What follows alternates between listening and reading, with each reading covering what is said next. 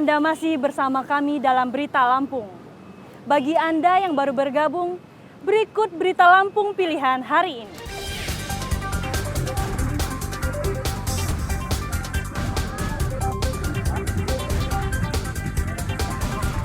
Seorang pemancing di Sungai Tulang Bawang tewas akibat diterkam buaya.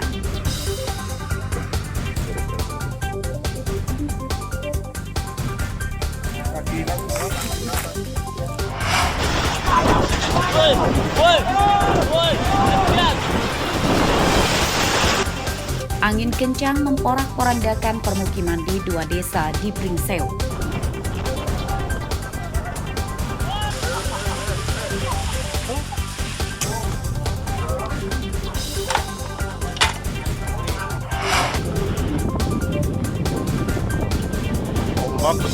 Alat mara bahaya di bangkai kapal yang menabrak batu karang di Selat Sunda disita Basarnas karena mengganggu sistem navigasi kapal lain.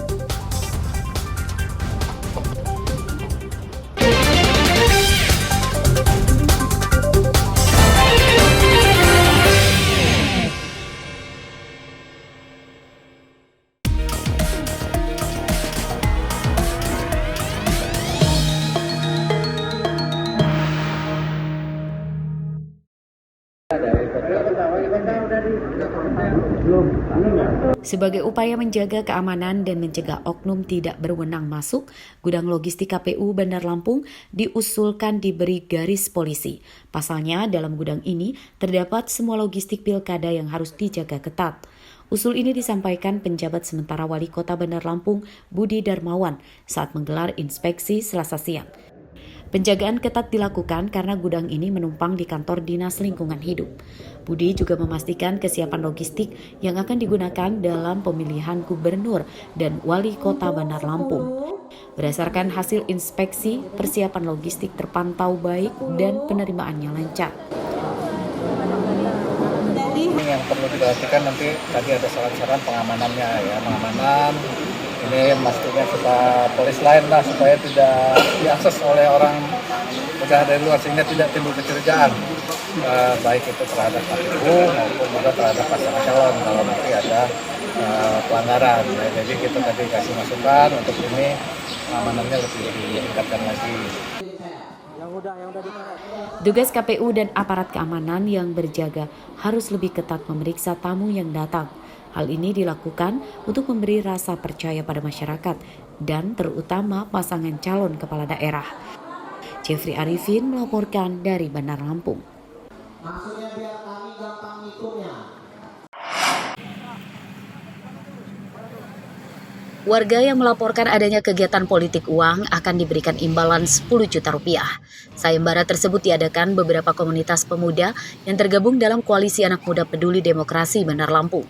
Sayembara dibuktikan dengan pemasangan spanduk di beberapa titik di pinggir jalan. Pemasangan spanduk antara lain di Bundaran Tugu Adipura dan Jalan Diponegoro, Kelurahan Gulak-Galik, Kecamatan Teluk Betung Utara. Sayembara tersebut diadakan sebagai dukungan terhadap politik uang pada pemilihan wali kota Bandar Lampung. Sejak dini kami mengajak untuk melakukan sosialisasi berupa alat peraga seperti ini adalah tujuannya untuk menghimbau dan meningkatkan partisipasi masyarakat untuk aktif mengawasi jalannya demokrasi kita di Pilwakot 2024. Dengan himbauan ini harapan kami mampu menekan praktik politik uang dan mendeteksi apabila ada gerak-gerik politik uang yang mungkin bisa terjadi jelang pemilihan wali kota Bandar Lampung 2024. Kami sebenarnya tidak tiba-tiba menjadi polisi pemilu. Polisi pemilu mungkin tetap di Gakumdu ataupun dari Bawaslu Kota Bandar Lampung, tapi kami sifatnya akan membantu masyarakat dan jemput bola apabila ada laporan yang bisa laporan pelaku politik uang yang terregistrasi di Bawaslu dan terbukti, itu kami akan jemput bola dan memberikan reward tersebut.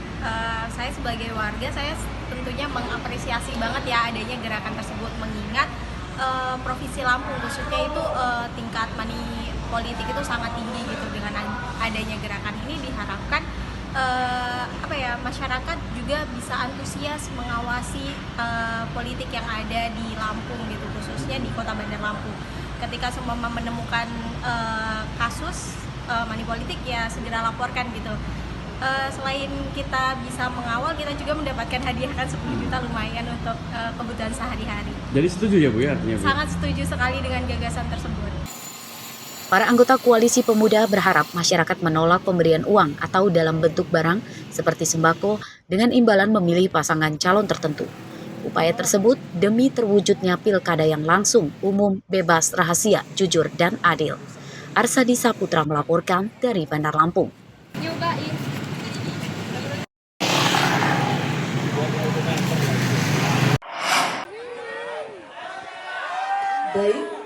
Ada fenomena yang tidak biasa pada pelaksanaan masa kampanye pilkada di Bandar Lampung tahun ini. Masa kampanye terlihat adem ayem, tidak seperti pada masa kampanye-kampanye sebelumnya yang biasanya digelar meriah, seperti menggelar pentas hiburan musik di lapangan dan pawai kendaraan di jalan. Hal ini dibahas dalam diskusi Bawaslu di Kedaton, Bandar Lampung. Bawaslu menyatakan tren kampanye pilkada tahun ini oleh pasangan calon wali kota dan wakil wali kota lebih memilih berkampanye dengan cara mendatangi kelompok masyarakat dalam skala terbatas, seperti pada acara keagamaan dan mendatangi komunitas profesi seperti mengumpulkan ojek daring dan lainnya. Cara tersebut diperkirakan sebagai upaya kampanye murah serta tidak ribet karena tidak harus memiliki surat tanda terima pemberitahuan atau STTP kampanye dan tidak perlu mengurus surat izin keramaian ke kepolisian. Misalnya kemarin kami diskusi ringan dengan beberapa senior gue. Apakah debat kita itu betul-betul debat atau omong-omong aja, misalnya gitu, atau hanya diskusi saja. Jadi kalau kita lihat apa betul debat ini sudah dapat substansi yang kita harapkan. Kalau debat itu kalau si A bicara A, paslon B bicara B, itu baru ada debat. Kalau dia paslon A, paslon B sepakat semua, ya itu rebutan kan, kira-kira gitu. Nah kita masih punya waktu sebulan ke depan. Kita ingin memberikan edukasi kepada rakyat kita, termasuk kepada kemudian tim kampanye juga kami undang hari ini. Itu bisa memberikan hidangan kepada rakyat kita itu tentang debat misalnya. Meski kampanye tidak digelar meriah, Bawaslu berharap tidak menyurutkan antusiasme masyarakat untuk mencoblos di tempat pemungutan suara atau TPS pada 27 November mendatang. Jeffrey Arifin melaporkan dari Bandar Lampung. Tujuan adalah koridor apa yang boleh